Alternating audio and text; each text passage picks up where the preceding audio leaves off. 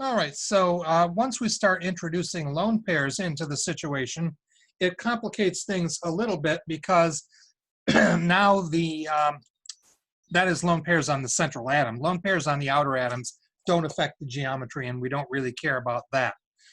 Lone pairs on the central atom complicate things because now the molecular geometry and the electron geometry are not the same thing anymore. The total number of electrons or electron groups around the central atom will determine the electron geometry. And then we basically look at how that arranges itself. And then we ignore any positions that might be lone pairs, and we name what's left as the molecular geometry. So to begin, we'll look at basically molecules where there are 4 electron groups total. Of course, when you've got 4 electrons groups total, it's possible that one of them might be a lone pair, or 2 of them might be lone pairs, or even 3 of them might be lone pairs. So we'll go through those possibilities one after another. So we've got 4 electron groups total, and the first example will be, what if there are 3 bonding groups and 1 lone pair? That table on page, what is it, 408, I think, actually divides these things up. And the first thing it shows you in each line of the table is the number of total electron groups, and followed by the number of bonding groups, followed by the number of lone pairs. And so if we're talking about 4 electron groups total, 3 bonding, and 1 lone pair, then we're talking about the entry for the line 431. See, 431, 4 total, 3 bonding, 1 lone pair. 431, you'll notice, is right there. So this is what we're expecting to see. Tetrahedral electron geometry, trigonal pyramid molecular geometry, and ammonia being an example. And so we'll look at that in more detail.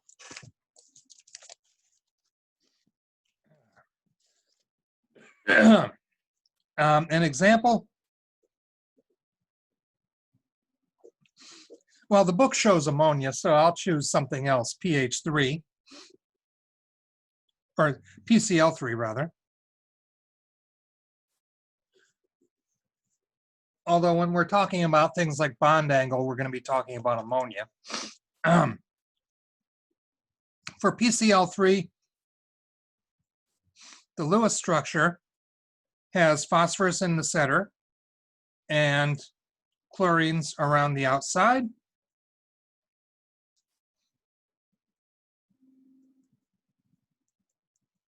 Like so.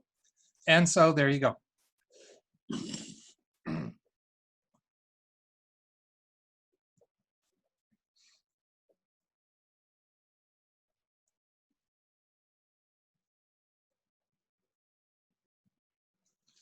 So again, the Lewis structure, the way we usually draw it, makes it look like it's kind of T-shaped with a 90-degree angle between the atoms. But that's not actually the case at all. Notice that we have 4 electron groups total.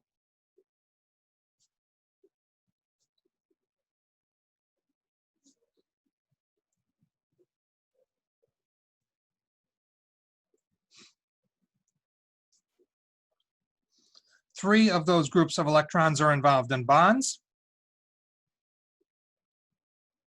and 1 is a lone pair. The electron geometry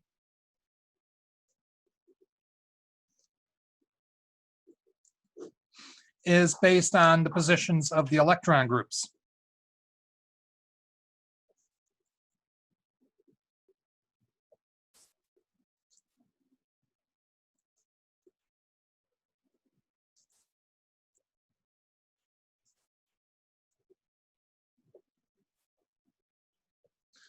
So basically, it's where all of the electrons around the central atom are,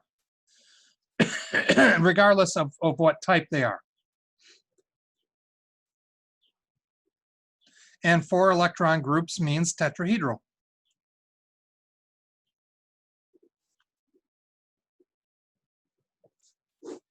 So the electron geometry is tetrahedral. And we can draw it, well, we can, see, where's my tetrahedron? We can think of it as being one of these. This is a tetrahedron, where one of these four things is a lone pair of electrons, and the other three are chlorines. So that would be what we've got so far. The electron geometry is tetrahedral. You can draw it best probably like so, with the lone pair in one position and the rest being chlorines.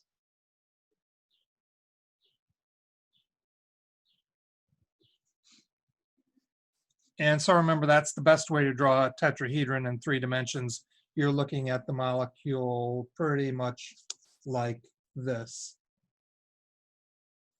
with the wedge feet being chlorine that's coming out at you, the dotted wedge going away from you, and the straight lines being in the plane of the paper. And I've chosen the one on top to be the lone pair. All right, so that's what we got so far. Now, molecular geometry.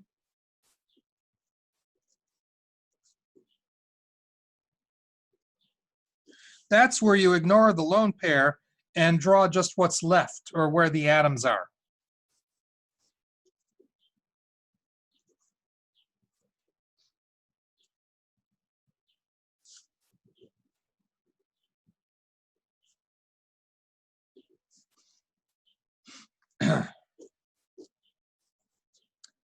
Okay.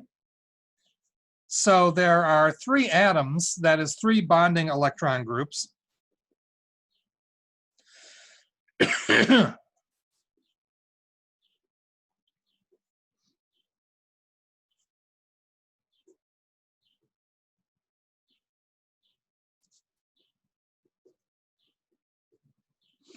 So 3 bonding electron groups, or 3 atoms around the central atom, but they're spaced as they would be for a tetrahedron.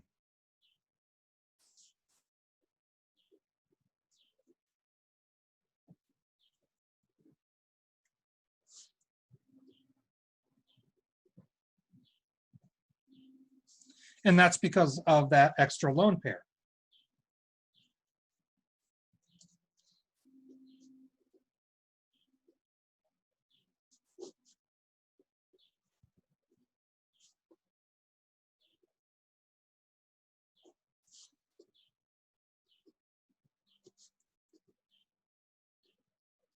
So the lone pair does affect the position of the other electron groups, even though it's not going to be counted for molecular geometry.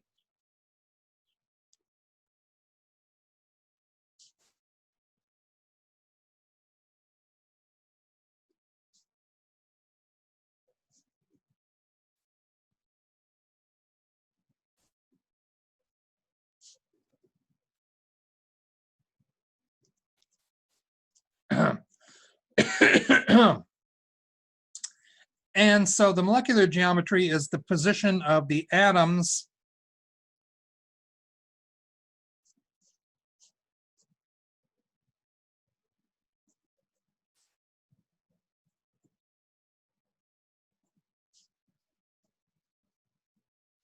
and that is trigonal pyramid.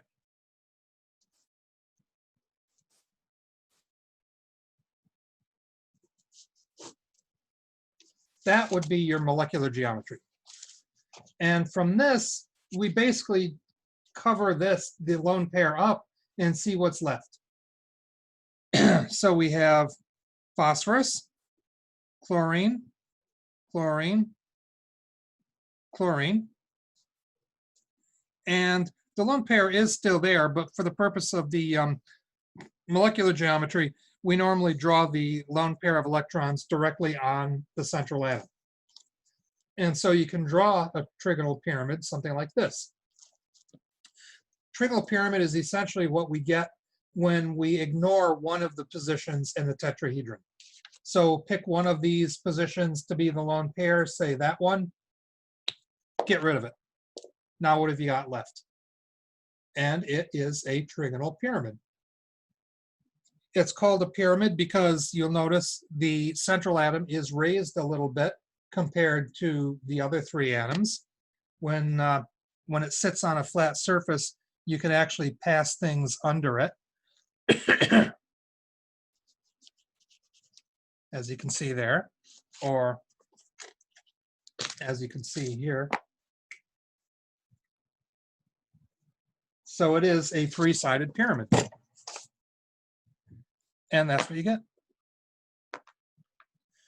And that's basically a well-known phenomenon. Anything that has 4 electron groups total, with 3 of them being bonding groups and 1 being a lone pair, it's going to be a trigonal pyramid for the molecular geometry. The angles are thrown off a little bit because of the extra repulsion for a lone pair of electrons. You'd think that a lone pair of electrons wouldn't have very much repulsion for other electron groups because, you know, it's not bonded to anything, it's just a lone pair. But actually just the opposite is true. The lone pair has more repulsion for other electron groups than, say, a single bond electron pair would, because the lone pair of electrons is not bonded to anything else. It belongs entirely on the central atom. It spends all of its time on the central atom, the lone pair does, and it doesn't spread out between the central atom and another atom. It's all right down here all the time.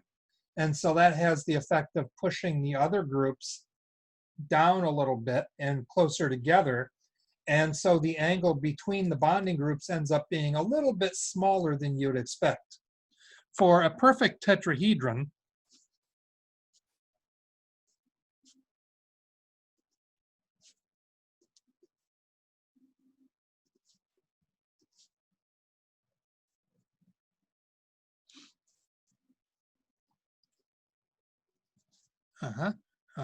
perfect tetrahedron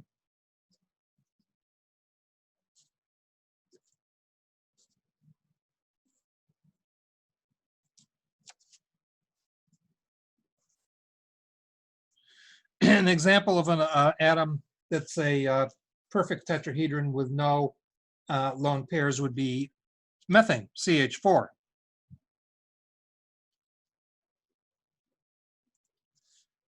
And that bond angle is 109.5.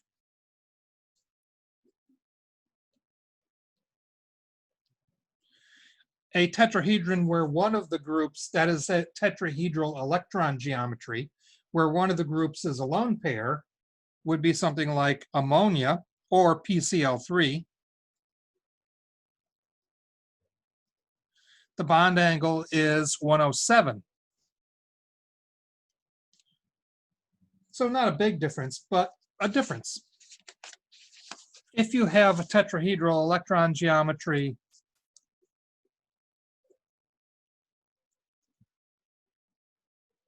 with 2 lone pairs,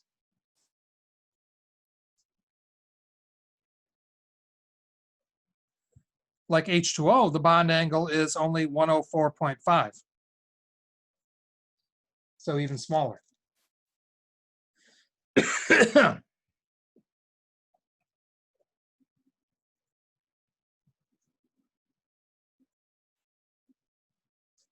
So there are actually different degrees of electron pair repulsion. So LP is lone pair and BP is bonding pair. And it turns out the repulsion that a lone pair of electrons has for another lone pair is the greatest of all. The repulsion of a lone pair for a bonding pair of electrons is second greatest, and the weakest attraction, or repulsion, would be a bonding pair for another bonding pair. The bonding pairs are spread out between 2 different atoms, so they don't actually take up very much space. So, you know, they don't repel each other very much. Okay, so what about 4 electron groups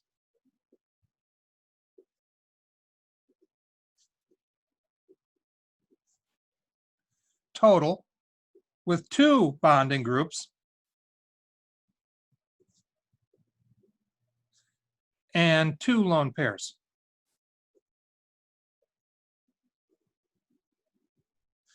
This on the chart would be 4, 2, 2.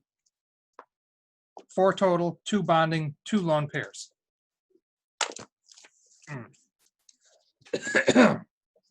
Sorry. 4, 2, 2 is right here. Tetrahedral electron geometry, as we'd expect. Molecular geometry bent. Typical example, H2O.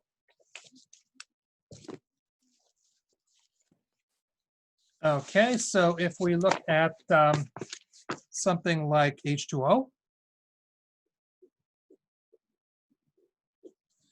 the Lewis structure is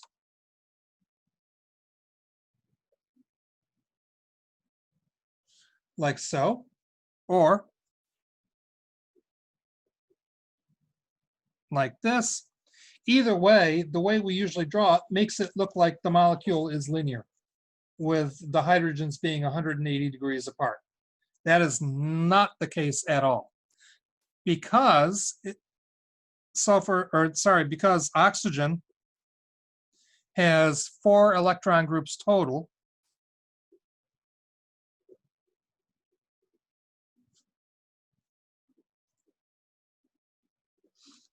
and 2 of them are involved in bonding.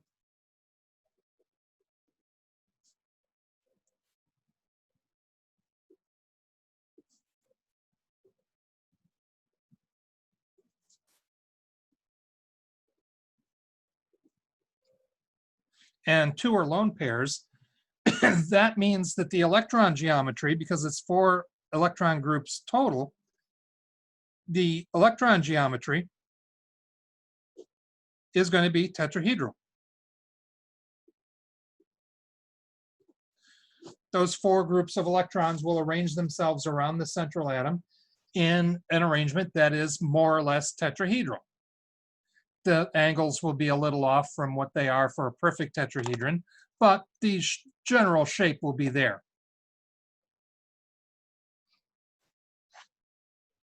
Okay, the molecular geometry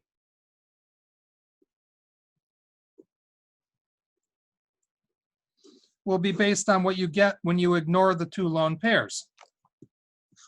Now, we start out with a tetrahedral electron geometry, where 2 of these positions are lone pairs and 2 of them are atoms.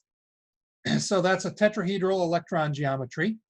To get the molecular geometry, you basically ignore the lone pairs. So if this is a position representing a lone pair, I just get rid of it and get rid of one of the others.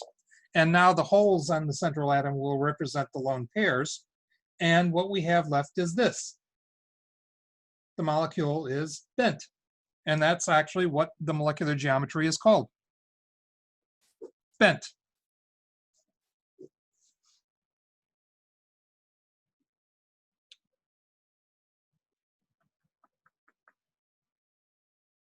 Okay, so that is the molecular geometry of H2O.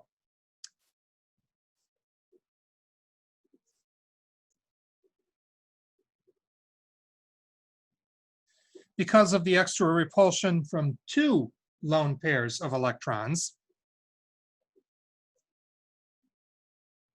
the bond angle is even smaller than you would expect, normally 109.5 for a tetrahedron. But this is 104.5 in water.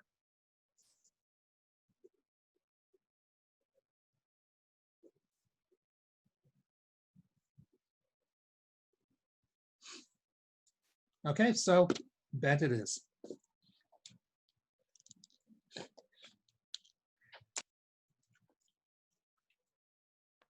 All right, now moving on to 5 electron groups total.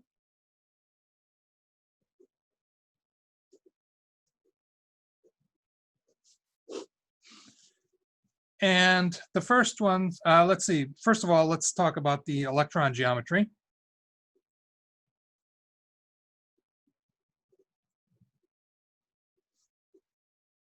So when the central atom has 5 electron groups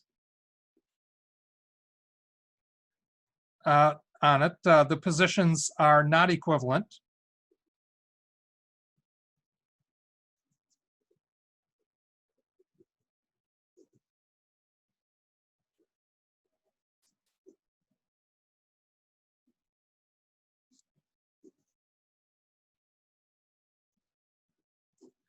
And this is an important consideration because it matters where the lone pair goes.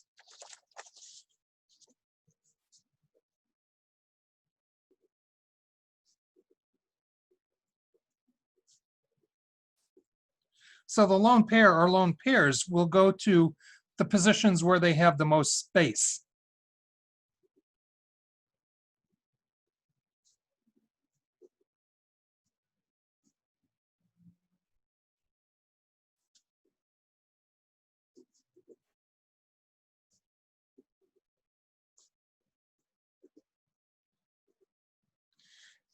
And remember, when we have 5 groups total, the electron geometry is going to be trigonal bipyramid, which is one of these guys here, where you have basically 3 electron groups in the same plane as the central atom, and 1 above and 1 below.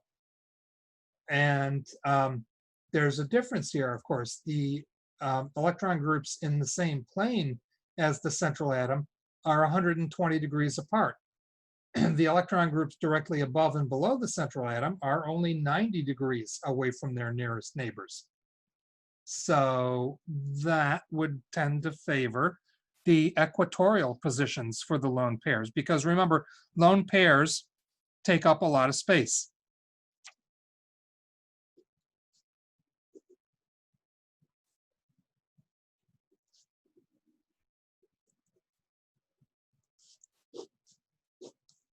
So the lone pairs will go to the equatorial positions.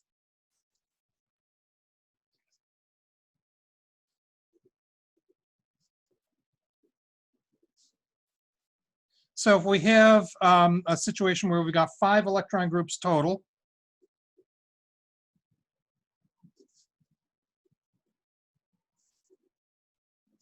and 4 of them are bonding and 1 is a lone pair, or in other words, 5, 4, 1. Well, we can go look at the table and see 5, 4, 1 is this line right here. Trigonal bipyramid for the electron geometry. That's to be expected because we've got 5 electron groups around the central atom. And seesaw is the name of the molecular geometry. And that's because the lone pair goes to one of the equatorial positions and you end up with something that looks like this, which if you put it down on its side, it basically acts like a seesaw. And I can show you with the model. All right, so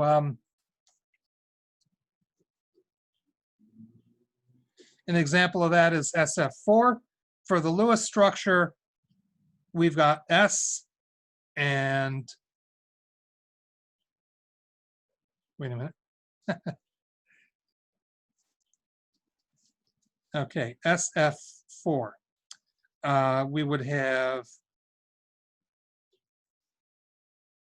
a lone pair in one position and 4 fluorines like that.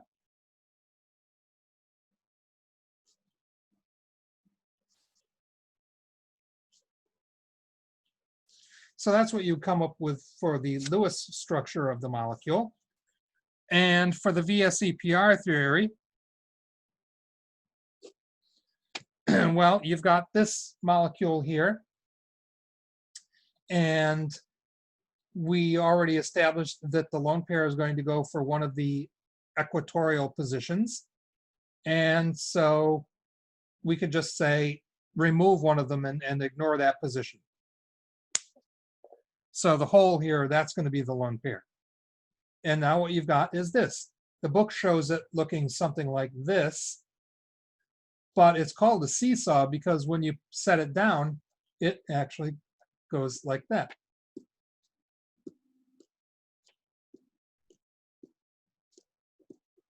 I'm having fun with it. Yeah, so it's kind of like a seesaw. And that's where it gets its name. You can draw it like so.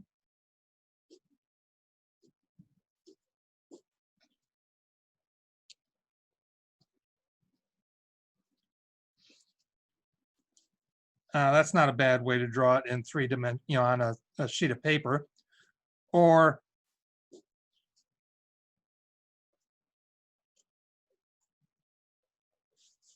like that. That would be another way to draw it. And it kind of gets the point across without being too very difficult to draw. So the electron geometry is trigonal bipyramid.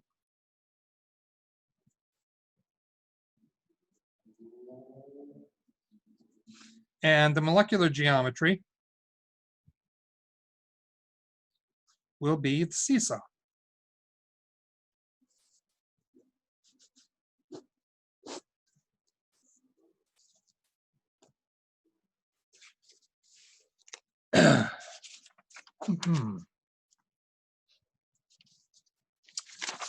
All right, so what about when you have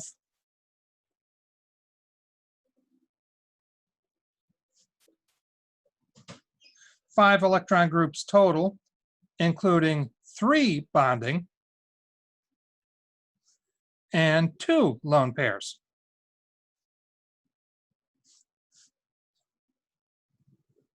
Or in other words, 5, 3, 2. Well, in this case,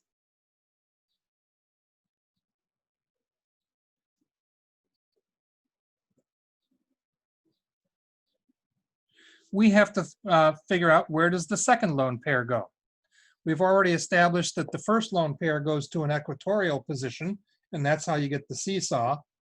But what about the second one? Well, the same considerations apply for the second one. If you put a second one in, it's also going to want to go to an equatorial position so that it can get 120 degrees or so away from the nearest groups. And so it will go there too.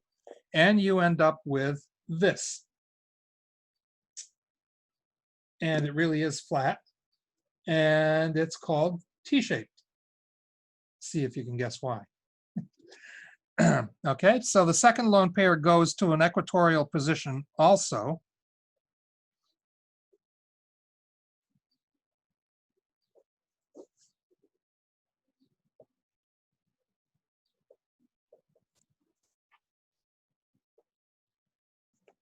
Okay, a good example of this is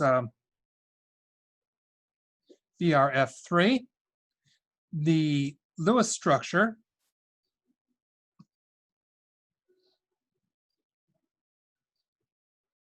would look something like this.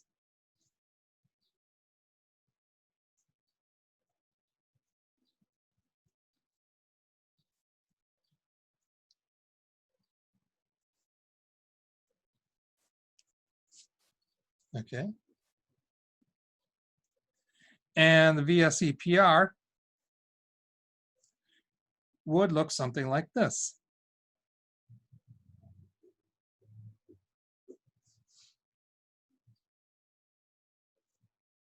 F, no, that's an F.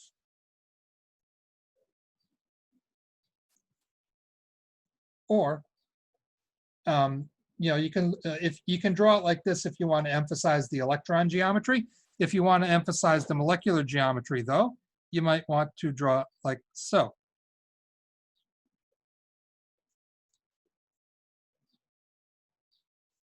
And so that would be 1 lone pair there and 1 lone pair there. So for this, the electron geometry would be trigonal bipyramid.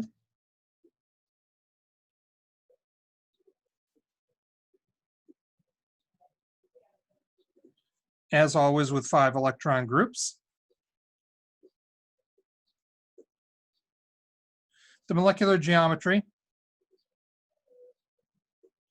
would be T-shaped. like that. There is still yet another possibility.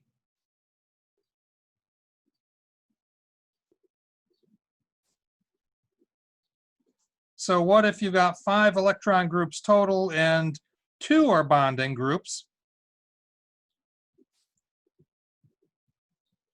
And 3 lone pairs.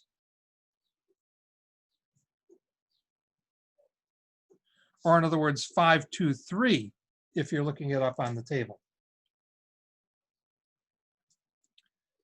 Well, where does the third lone pair go? I'll give you one guess. Yep. Goes equatorial also.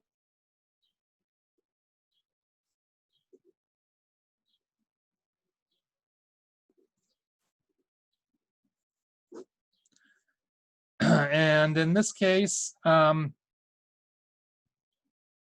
see, a good example of that is XeF2. And the Lewis structure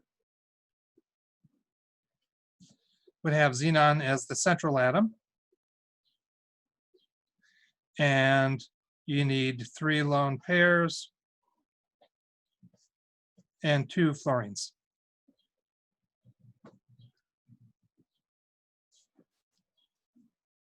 The VSEPR structure would be something like this, where all 3 of these axial positions are now lone pairs, and the xenon is in the center there. And if you want to emphasize the electron geometry, you can draw it like that. And if you want to emphasize the molecular geometry, you can just draw it like this, with the xenon being in the center, fluorine on top, fluorine on the bottom, lone pair, lone pair, lone pair.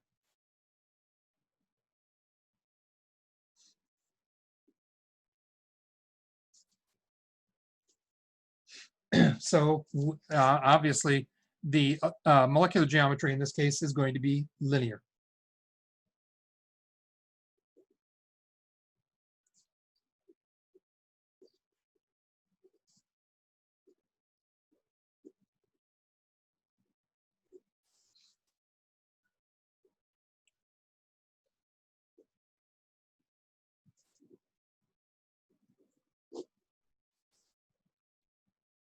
Okay, so we've gotten ourselves down to linear, and that's as far as we can go on that one.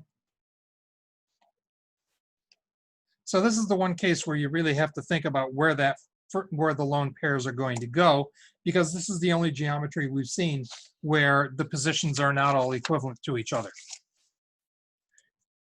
Now, what about 6 electron groups? Oh, we're at 30 minutes, so we're going to have to save that for the next part. I'll be right back.